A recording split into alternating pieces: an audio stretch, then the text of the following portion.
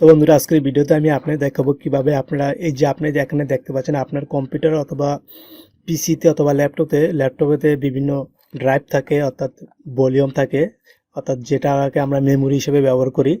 তো এটাকে আপনি কিভাবে পার্টিশন করে নতুন একটা ভলিউম বাড়াবেন সেটা আজকে দেখাবো। তো আপনারা এখানে দেখতে পাচ্ছেন এই যে নিউ ভলিউম অ্যাপ, এই নিউ ভলিউম অ্যাপকে ব্যবহার করে আমরা একটা নতুন ভলিউম বানাবো। অর্থাৎ এই যে লোকাল ডিস্ক সি ছাড়া, যেমন new volume D, new volume F, new volume G, F বাবু ভলিউম জি দেখতে পাচ্ছেন এখানে। তো আপনারা এগুলা কিভাবে একটা ব্যবহার করে অন্য একটা নতুন ভলিউম বানাবেন, অর্থাৎ এই ভলিউমটা ব্যবহার করে আরেকটা নতুন ভলিউম ব্যবহার করে বিভিন্ন ফাইল ডকুমেন্ট রাখতে পারবেন। অর্থাৎ আমার এখানে একটা, দুইটা, তিনটা, চারটা সি ড্রাইভ ছাড়া চারটা ভলিউম আছে। এই চারটা ভলিউম থেকে আমি আরেকটা ভলিউম বানাবো, অর্থাৎ মোট 5টা ভলিউম করবো সি ড্রাইভ ছাড়া। তো যে ভলিউম বানানোর পরে আপনি এই ভলিউমের ভিতরে বিভিন্ন ডকুমেন্ট রাখতে পারবেন। অর্থাৎ এই বর্তমানে আমরা এই ভলিউমগুলোর ভিতরে যেগুলো ব্যবহার করতে পারতেছি, পরবর্তীতে আমরা যে নতুন ভলিউমটা বানাবো সেই ভলিউমটা কিন্তু আমরা এভাবেই এগুলো ব্যবহার করতে পারবো। বিভিন্ন গান, ভিডিও, ডকুমেন্ট যে কোনো কিছু আমরা এখানে রাখতে পারবো। তো আমরা কি করব, নিউ ভলিউম তৈরি করার জন্য প্রথমে আমরা কি করব,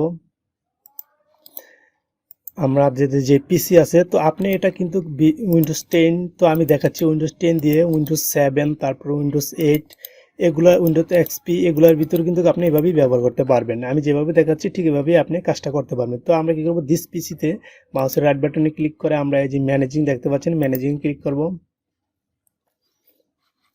তো ম্যানেজিং ক্লিক করার পরে আমরা এখান থেকে একটু বড় করে নিই, তারপরে এখানে দেখতে ডিস্ক ম্যানেজমেন্টে ক্লিক করব। তো ডিস্ক ম্যানেজমেন্টে ক্লিক করার পরে দেখতে পাচ্ছেন আমাদের এখানে যতগুলো ড্রাইভ আছে সবগুলো ড্রাইভ শো করতেছে। এটা হলো সি ড্রাইভ, তো এটা দ্বারা কিছু করা যাবে না। তো নিউ ভলিউম দেখতে পাচ্ছেন, তারপর আপনি যে ভলিউমটা ব্যবহার করে নতুন একটা ভলিউম তৈরি করবেন সে ভলিউমটা সিলেক্ট করবেন। তো যেমন নিউ ভলিউম আমার নিউ ভলিউম ডি আছে কতটুকু দেখি, এটা প্রায় 50% খালি আছে। তো এটা থেকে আমি একটা 20 জিবি নতুন ভলিউম বানাই দেখাবো। তো এই যে নিউ ভলিউম ডি আমি সিলেক্ট করলাম। সিলেক্ট করার পরে আমরা কি করব, এখান থেকে জাস্ট এই যে শ্রিক ভলিউম দেখতে পাচ্ছেন, শ্রিক ভলিউমে ক্লিক করব। এখান থেকে একটু অ্যাড করবেন। তো অ্যাড করার পরে আপনি এখানে কি করবেন, অর্থাৎ কত জিবি আপনি ভলিউমটা বানাবেন, যত জিবি বানাতে চান তত হাজার, যেহেতু 1000 কেবি আপনার 1000 কেবি 1 এমবি, তাহলে অথবা 1000 এমবি 1 জিবি, তাহলে আমরা 10,000 15,000 দিয়ে দেবো। 15 জিবি বানাবো, 15,000 দিয়ে দিলাম। দেওয়ার পর আমরা কি করবো, এখানে শ্রিকে ক্লিক করব। তো শ্রিক করার পর কিন্তু আমাদের ভলিউমটা তৈরি হয়ে গেছে। তো ভলিউমটা তৈরি হয়ে গেলে কি হচ্ছে, কিন্তু দেখেন আমাদের এখানে কিন্তু ভলিউমটা এখনো শো করেনি। এই যে দিস পিসি দেখেন, আমরা যে নতুন ভলিউম তৈরি করলাম সেই ভলিউমটা কিন্তু এখানে শো করেনি। তো আমি এখন কি করব, শো করানোর জন্য আমাদের কি করতে হবে, এই যে এখান থেকে আমরা কি করব, এটা মাউসের রাইট বাটনে ক্লিক করে এই যে নিউ সিম্পল ভলিউমে আমরা ক্লিক করব।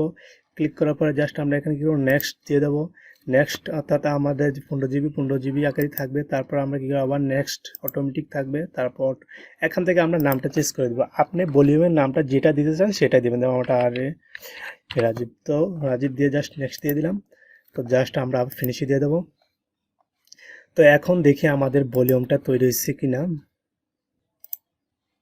তো দেখতে পাচ্ছেন আমাদের এখানে রাজীব নামে একটা ভলিউম কিন্তু তৈরি হয়ে গেছে। তো এখানে দেখেন আমরা এই ভলিউমটাকে ব্যবহার করে কিন্তু আমরা নতুন একটা 14 জিবি ভলিউম তৈরি করলাম। তো এভাবে কিন্তু আপনারা আরও ভলিউম তৈরি করতে পারবেন। তো এটার ভিতরে আপনারা বিভিন্ন ডকুমেন্ট ফাইল রাখতে পারবেন। তো এভাবে আপনারা বিভিন্ন জায়গায় বিভিন্ন ডকুমেন্ট আলাদা আলাদা করে রাখতে পারবেন এই নিউ ভলিউম বানিয়ে। তো এটা আপনি যদি রিমুভ করতে চান তাহলে কীভাবে রিমুভ করবেন সেটা এখন দেখাই। তো আমরা এটা কেটে দিলাম। তো এটা রিমুভ করার জন্য আমরা কি করব, জাস্ট আমরা আবার দিস পিসি এখানে মাউসের রাইট বাটনে ক্লিক করে ম্যানেজিং ক্লিক করব। ক্লিক করার পরে এখানে ডিস্ক ম্যানেজমেন্টে ক্লিক করব। ক্লিক করার পরে আমরা এটা বড় করে নিই। তো ক্লিক করার পরে আমাদের যে নিউ ভলিউমটা আছে 14 জিবির, এই যে সেই ভলিউমটা, তো আমরা এটা কি করব, জাস্ট এটা এখানে ক্লিক করব। তারপরে এখান থেকে আমরা ডিলেট ভলিউম দেখতে পাচ্ছেন, ডিলেট ভলিউমে ক্লিক করব। ইয়েস, তো আমাদের ভলিউমটা ডিলিট হয়ে গেছে। ওখান থেকে দেখাচ্ছি আমি আপনাদের।